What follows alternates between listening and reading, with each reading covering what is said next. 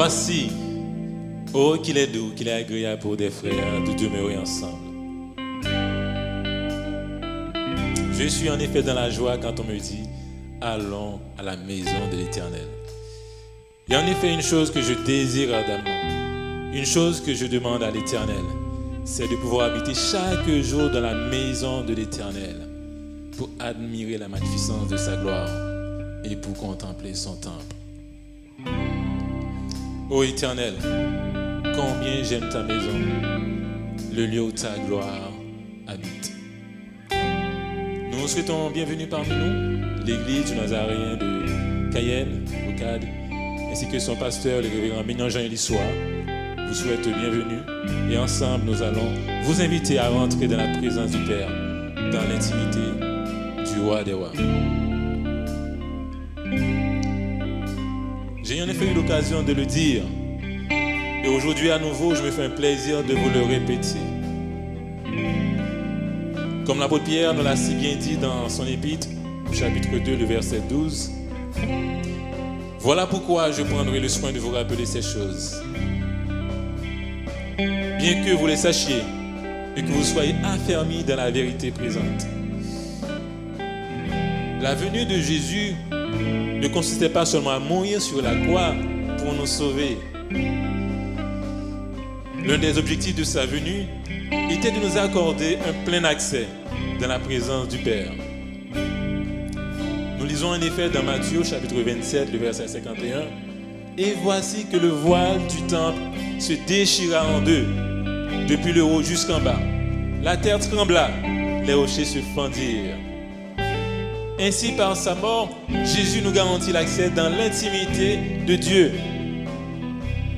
Nous pouvons en effet rentrer dans le lieu très saint grâce au sang du sacrifice de Jésus. Amen. Il nous en a ouvert le chemin, un chemin nouveau et vivant à travers le rideau du sanctuaire. Par ce sacrifice, Dieu nous a lancé un appel. En quoi consiste cet appel? En effet, notre objectif de la venue de Jésus consistait aussi et surtout à nous montrer comment est-ce que nous devrions vivre sur cette terre étant que chrétiens.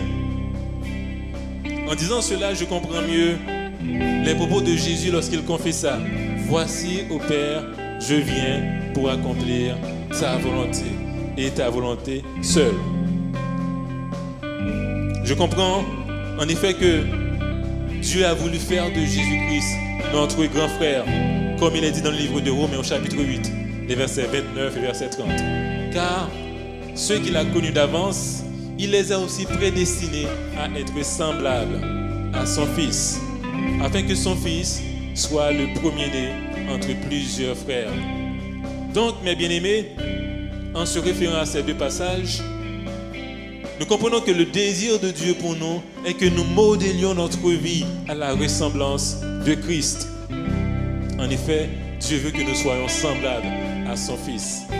Cela veut dire, mes bien-aimés, que le désir de Dieu, c'est que ma vie reflète la vie de Christ. C'est que ma vie doit refléter Christ. Mes pensées aussi doivent refléter Christ. Car en effet, je ne suis pas seulement chrétien lorsque je suis à l'église.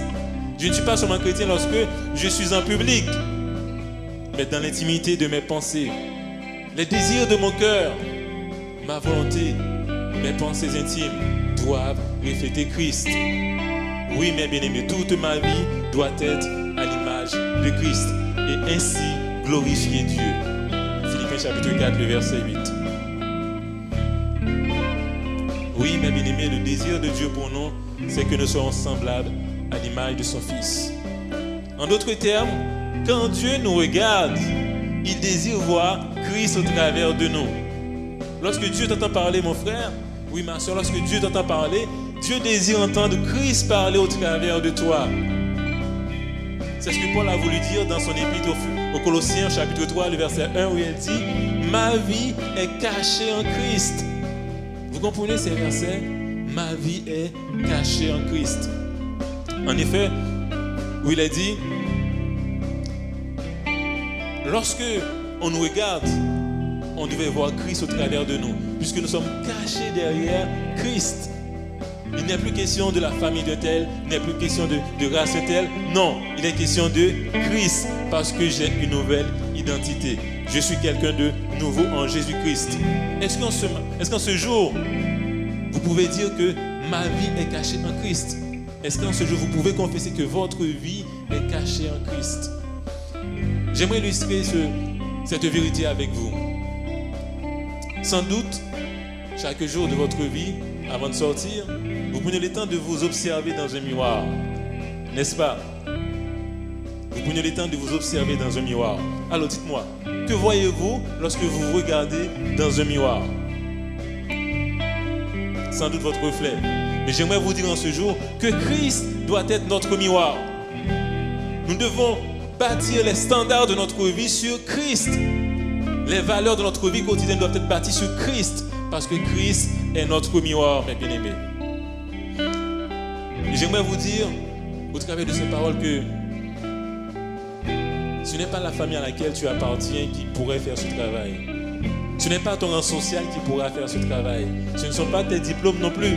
Il n'y a que Christ. Il n'y a que Christ qui puisse le faire. Il n'y a que par le biais du Saint-Esprit que ta vie peut être transformée, que tu peux être rendu semblable à son Fils, à Jésus-Christ. J'aimerais vous encourager en ce jour à ne pas seulement se contenter d'avoir le Saint-Esprit en nous, mais laissons le Saint-Esprit de Dieu vivre en nous. Laissons-lui toute la place afin que le Saint-Esprit de Dieu puisse vivre en nous. Vous connaissez ce passage de Galates 5, verset 17 qui nous dit: la chair a des désirs contraires à ceux de l'esprit. Et l'esprit aussi en a de contraires à ceux de la chair. Donc j'aimerais vous poser cette question.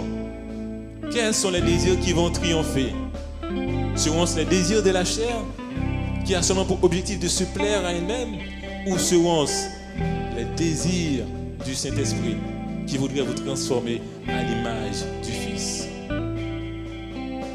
Nous aimerions vous inviter à rester dans l'intimité du Père, à rentrer dans sa présence, car telle est notre prière de chaque jour.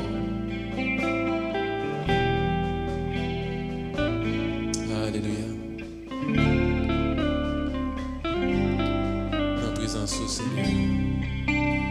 Dans présence. Dans présence.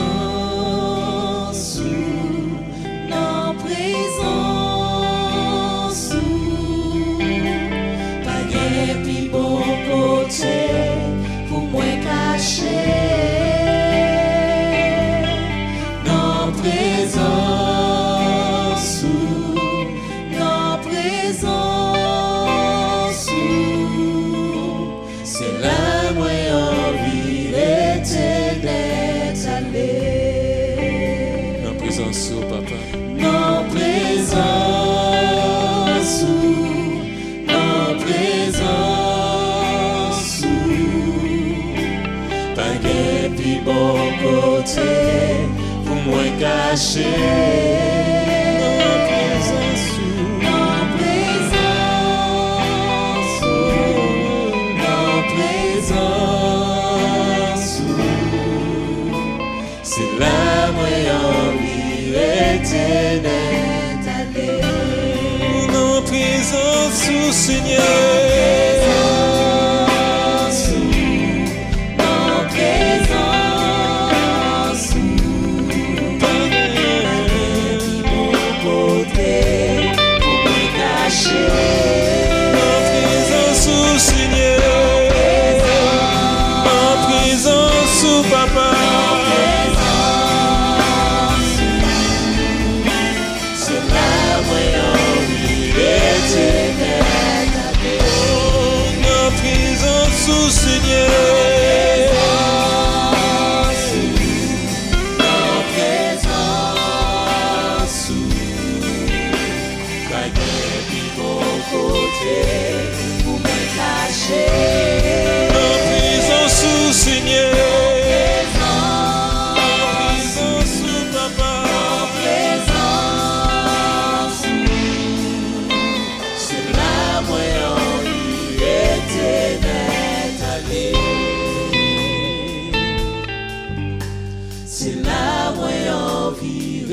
éternel. C'est là moi envie rester. C'est là moi envie rester. C'est là moi envie éternel t'aller.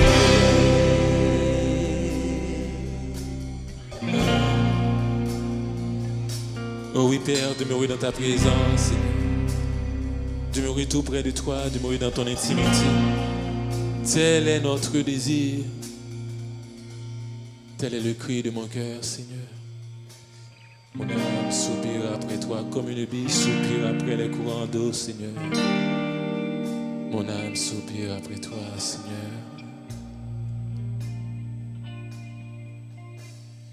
Comme yon biche qui soif de l'eau, c'est comme ça non moins vle gen contact avec.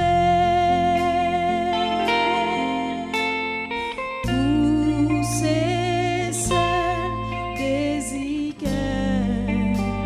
au bon Dieu moi remède et m'a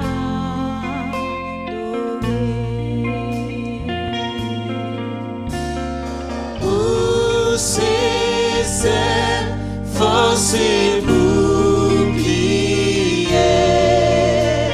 c'est bras où l'esprit m'a appelé,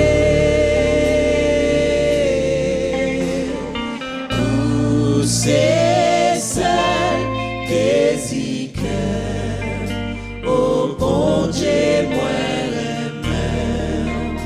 et m'adorer.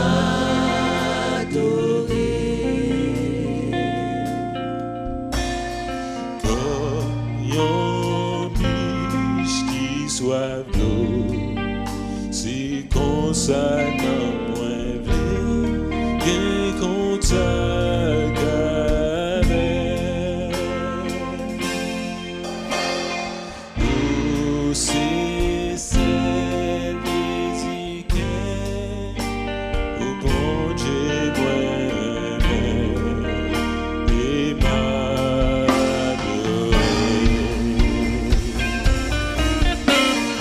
Où c'est cette force et bouclier, c'est là où l'esprit m'a appelé, où c'est seul désir au bon Dieu moi-même et Où c'est celle force et bouclier, où c'est celle force et bouclier. où c'est seul force et bouclier, c'est bras où l'esprit m'a appelé, où c'est seul désir au bon Dieu moi-même et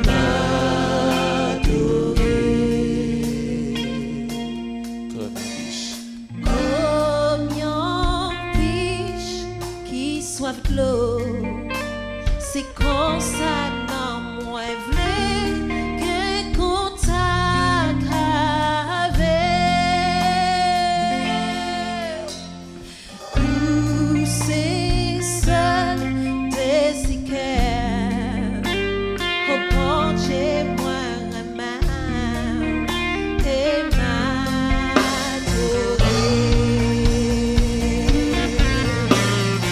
où c'est seul force et bouclier.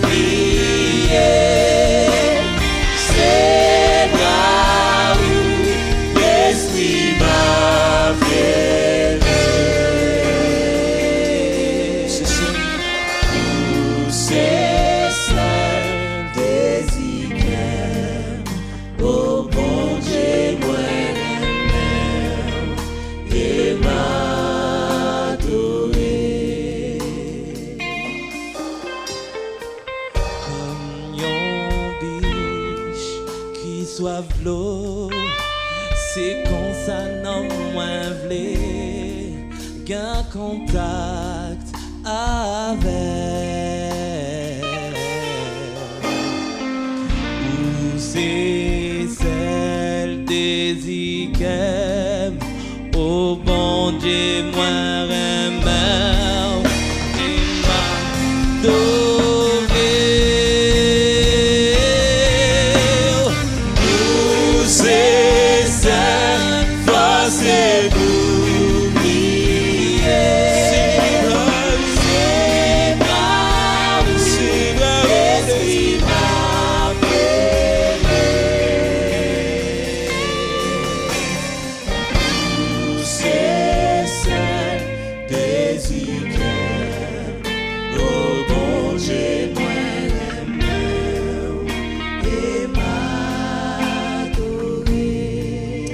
cette force et bouclier, Seigneur.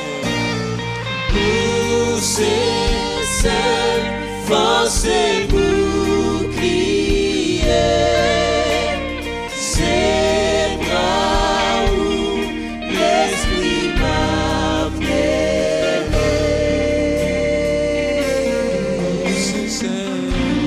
C'est celle des Ikem, au bon Dieu, moi.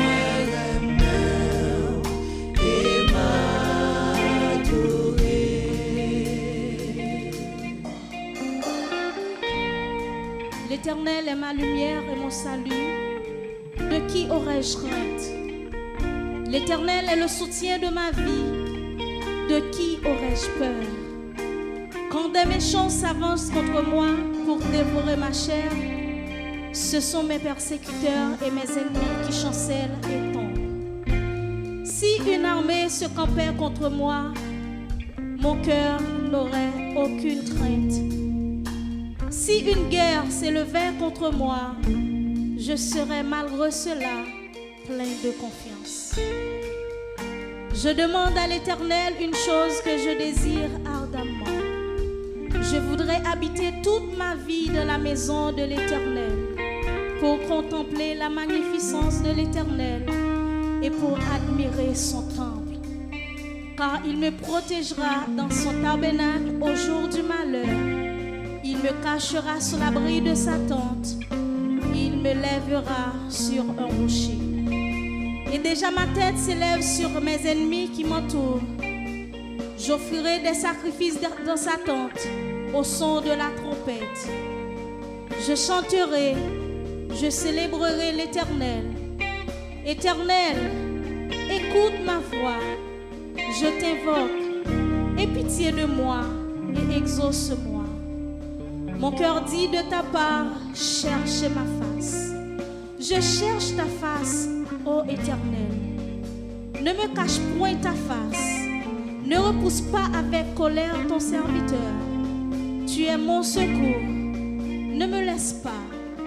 Ne m'abandonne pas, Dieu de mon salut. Car mon père et ma mère m'abandonnent, mais l'Éternel me recueillera. Éternel, enseigne-moi ta voie. Conduis-moi dans le sentier de la droiture à cause de mes ennemis.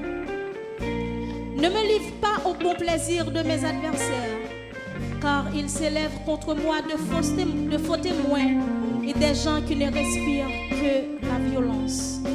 Oh, si je n'étais pas sûre de voir la bonté de l'Éternel sur la terre des vivants. Espère en l'Éternel. Fortifie-toi et que ton cœur s'affermisse. Espère en l'Éternel.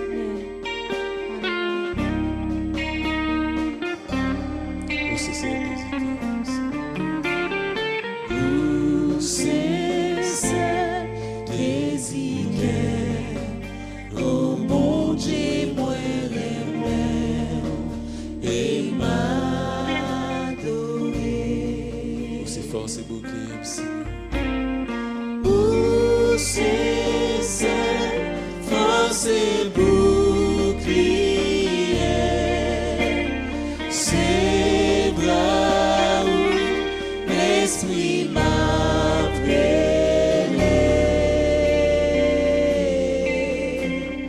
Où c'est celle des Ikem,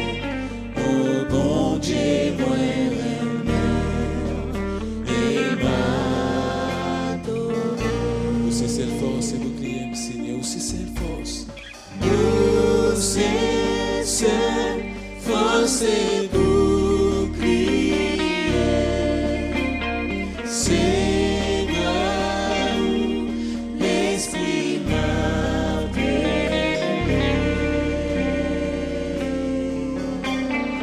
Où c'est seul désir au bon Dieu et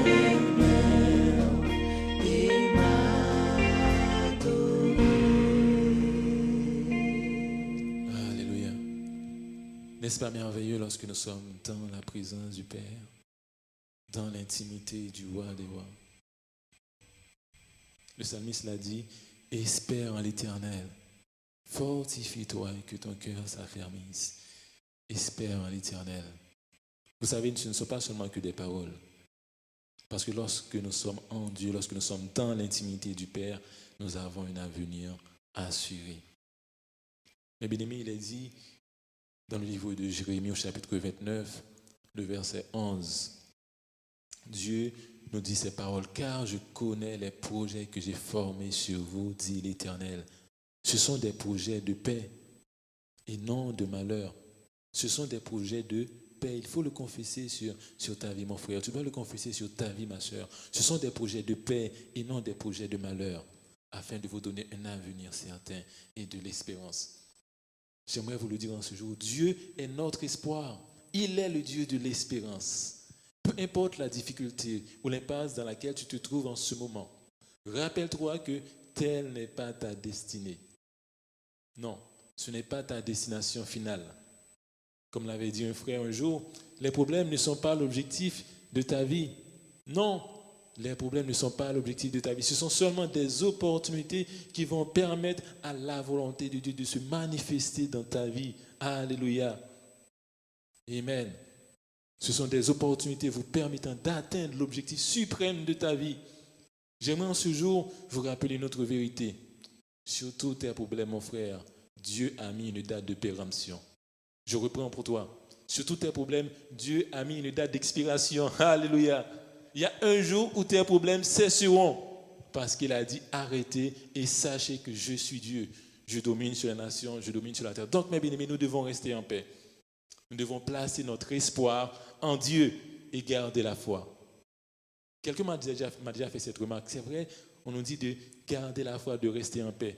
Mais comment pouvons-nous rester en paix alors que nous vivons dans un monde troublé, dans un monde bouleversé? Comment pouvons-nous rester en paix? Comment pouvons-nous garder la paix? Pour ceux du dehors, je ne sais pas comment ils font. Mais pour nous qui sommes chrétiens, nous avons la réponse. Amen.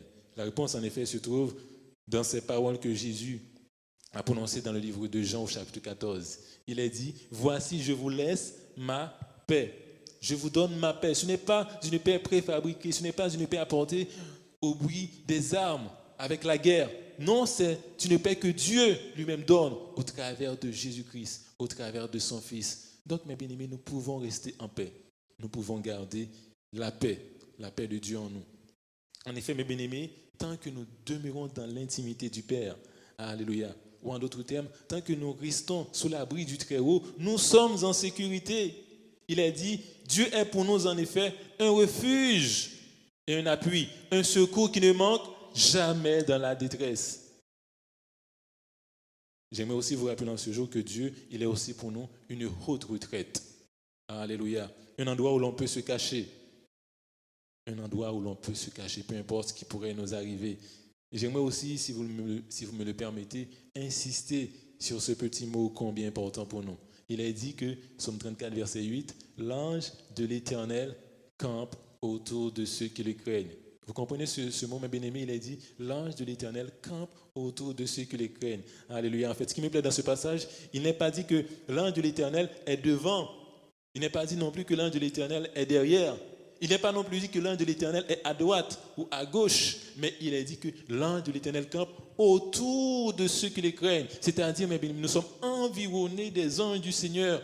Nous sommes environnés de ces anges protecteurs pour nous garder dans toute situation, dans toute difficulté. L'ange de l'Éternel campe autour de ceux qui les craignent. Alléluia. Je comprends mieux ces promesses de Dieu exprimées par la bouche du prophète Ésaïe. En Ésaïe chapitre 43, nous allons lire ces quelques versets. Isaïe chapitre 43, les versets 1 à 4, il est dit « Ainsi parle maintenant l'Éternel qui t'a créé, ô Jacob, si vous voulez mettre votre nom, votre prénom à la place de Jacob, vous pouvez.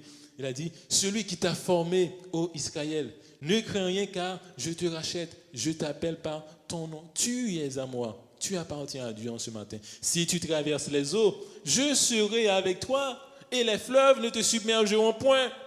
Si tu marches dans le feu, tu ne te brûleras pas. Tu ne seras pas brûlé. Alléluia. Et la flamme ne t'embrasera pas. Car je suis l'Éternel, ton Dieu, le Saint d'Israël, ton Sauveur. Alléluia. N'est-ce pas merveilleux, mes bien-aimés? Il y a une chose aussi sur laquelle j'aimerais attirer votre attention ce matin. Il est dit, parfois, nous ne comprenons pas le plan de Dieu, comment est-ce que Dieu il agit. Mais j'aimerais vous le dire en ce jour. Dieu ne t'a jamais dit que tu ne seras pas jeté dans la fosse au lion. Non. Il a dit, par contre, je fermerai la gueule des lions. Il n'a pas non plus dit que tu ne seras pas jeté dans la fournaise ardente. Il a dit que je placerai mon ange pour te protéger dans cette fournaise. Mes bien-aimés, il a dit, vous aurez des tribulations dans le monde, mais prenez courage, car j'ai vaincu le monde. Voilà les promesses de notre Dieu pour nous. Voilà ce que Dieu nous promet, mes bien-aimés. Donc lorsque nous sommes en Christ, lorsque nous sommes dans sa présence, nous bénéficions d'une sécurité infaillible, d'une protection infaillible. Parce qu'il est dit, notre Dieu, il ne sommeille ni ne dort. Il ne sommeille ni ne dort. Alléluia. N'est-ce pas merveilleux? N'est-ce pas merveilleux de savoir que nous sommes en sécurité lorsque nous sommes sous la protection du Père, lorsque nous sommes dans l'intimité du Roi des Rois? J'aimerais vous révéler quelque chose en ce jour. Lorsque nous demeurons dans l'intimité du Père, et c'est la condition pour que nous puissions bénéficier de toutes ces choses, de tous ces privilèges dont je vous ai fait part auparavant. Lorsque nous demeurons dans l'intimité du Père, nous pouvons bénéficier, nous pouvons jouir de la plénitude du Saint-Esprit. Nous pouvons jouir de la plénitude du Saint-Esprit. Nous pouvons avoir l'onction et sa puissance qui l'accompagne. Alléluia. Vous connaissez ce passage dans Actes chapitre 2. Vous connaissez tous cette histoire, mes bien-aimés. Le deuxième livre des Actes des Apôtres, chapitre 2, à partir du verset 1. Le jour de la Pentecôte, ils étaient tous ensemble dans le même lieu. Tout à coup, il s'est passé quelque chose d'extraordinaire. Que s'est-il passé, mes bien-aimés? Qu'est-il arrivé? On nous dit que la Bible nous dit, alléluia, tout à coup, il vint du ciel un bruit comme celui de vent impétueux, et il remplit toute la maison où ils étaient assis. N'est-ce pas merveilleux? Des langues semblables à des langues de feu leur apparurent, séparées les unes des autres, et se posèrent sur chacun d'eux. Écoutez la suite. Et ils furent tous remplis du Saint-Esprit. Et ils furent tous remplis du Saint-Esprit. Donc, mes bien-aimés, voilà ce à quoi nous devons aspirer. Nous devons désirer la plénitude de l'Esprit. Vous savez pourquoi? Lorsque nous avons la plénitude de l'Esprit, nous avons la puissance de Dieu qui nous accompagne. Nous avons cette onction qui nous remplit, qui nous permet de faire des miracles, d'opérer des miracles, qui nous permet d'être une bénédiction pour nos frères, d'être une bénédiction pour nos sœurs, d'être une bénédiction pour notre famille, puisque nous avons la puissance de Dieu qui va avec nous, la puissance de Dieu qui nous accompagne. Ils étaient tous remplis du Saint-Esprit. Tous remplis du Saint-Esprit. J'aimerais aussi vous dire en ce jour que si les disciples n'avaient décidé de ne pas rester là à Jérusalem, ils n'auraient pas bénéficié de cette promesse. Donc qu'est-ce que je vais vous dire par là? Si nous restons dans l'intimité du Père, nous allons pouvoir jouir de ce privilège, vivre la plénitude de l'Esprit. Mais pour cela, nous devons rester dans l'intimité du Père. Alléluia, oui Seigneur, tu m'as racheté, tu m'as sauvé. En retour, Seigneur Dieu, mon désir, mon cri, c'est dire, Seigneur, je te donne gloire. Que toute ma vie, Seigneur, soit à ta gloire. Que tout mon être, Père Saint-Entier, soit à ta gloire, Père. Chantons ta gloire, Père. Je donne gloire. Je donne gloire. Gloire. Gloire à la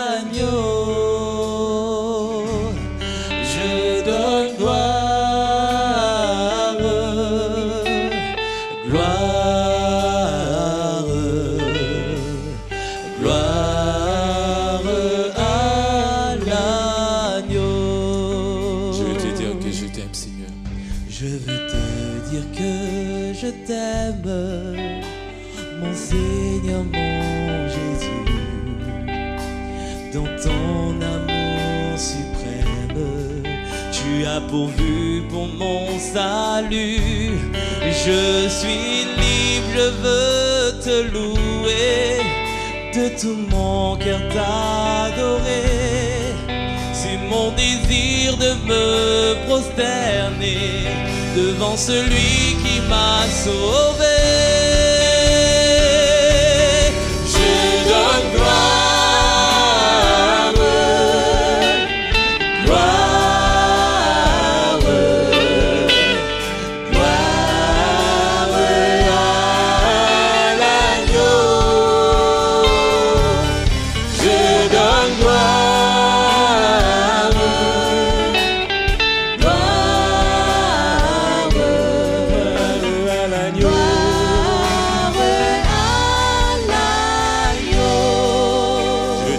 Je t'aime, Seigneur. Je veux te dire que je t'aime, mon Seigneur, mon Jésus. Dans ton amour suprême, dans ton amour suprême, tu as pourvu pour mon salut.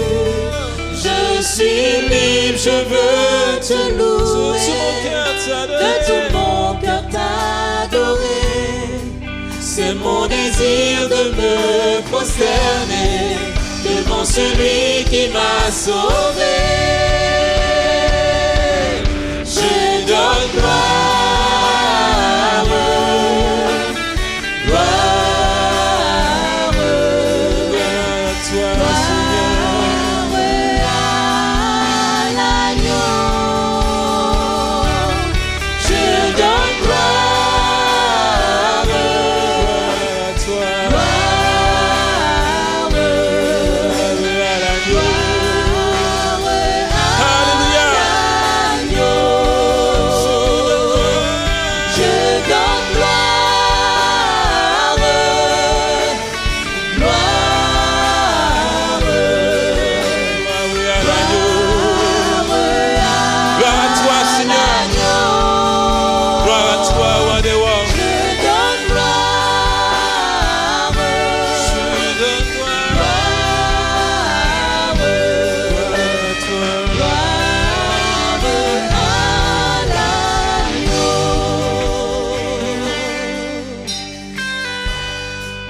Je donne gloire à toi, Seigneur. Gloire à toi, mon roi.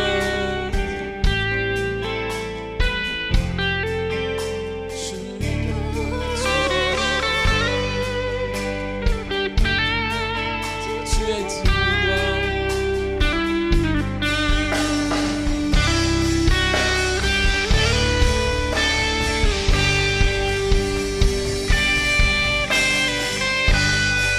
Te rendons gloire, car nous voulons te voir.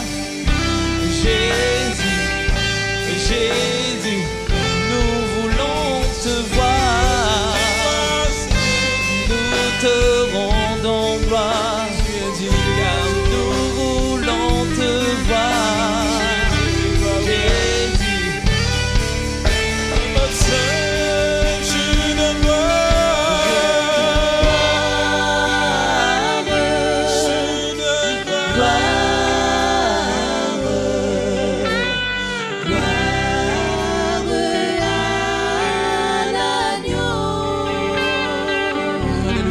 je donne gloire.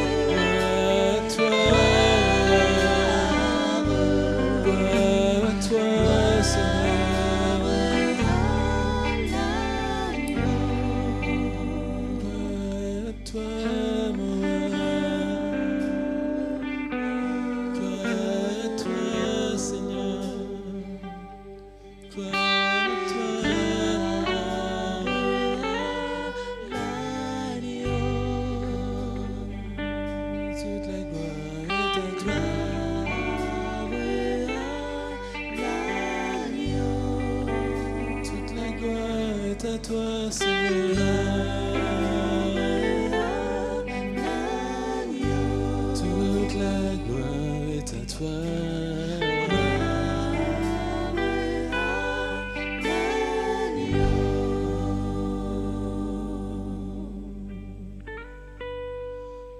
Alléluia, toute la gloire est à toi, Père. Toute la gloire te revient, Seigneur. Toi l'alpha et l'oméga, le roi des rois, le Dieu de toute éternité. Nous te bénissons, Père. Alléluia, si tu nous conduis en prière. Gloire à toi, Jésus. Jésus. Gloire à toi, Dieu fidèle. Gloire à toi, Dieu miséricordieux.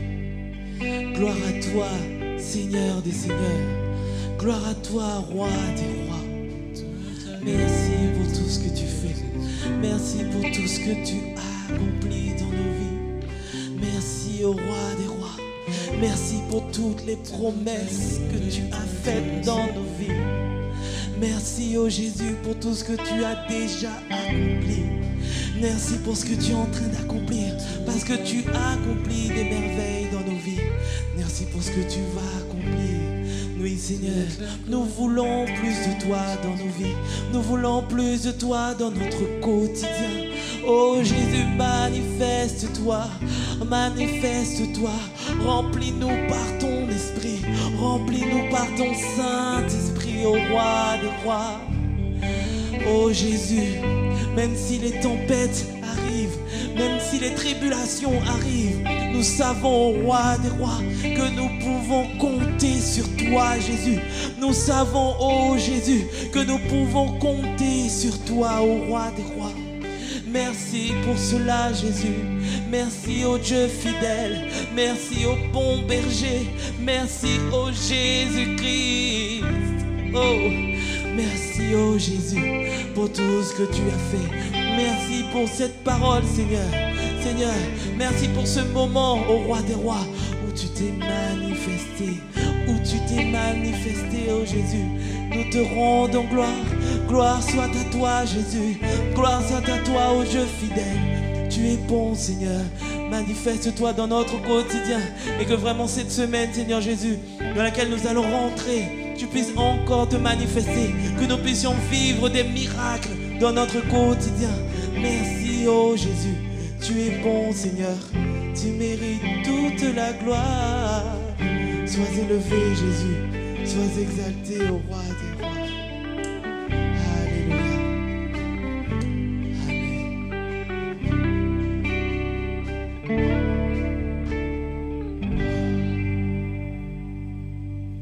Toute la gloire est à toi, Seigneur.